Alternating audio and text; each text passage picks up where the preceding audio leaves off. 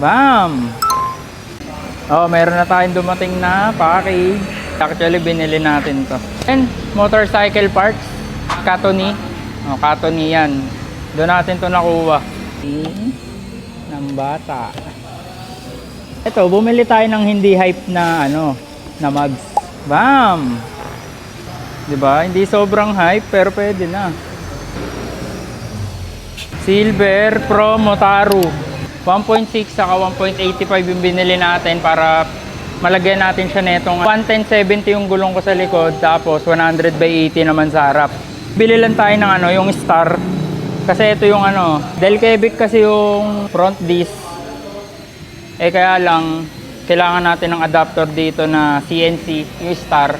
Hanap muna tayo nun. Kasi nagkakagulo sila sa sa mga mugs. Meron naman palang madaling bilhin. CNC lang yung finish niya. Pero pa rin siya, casting.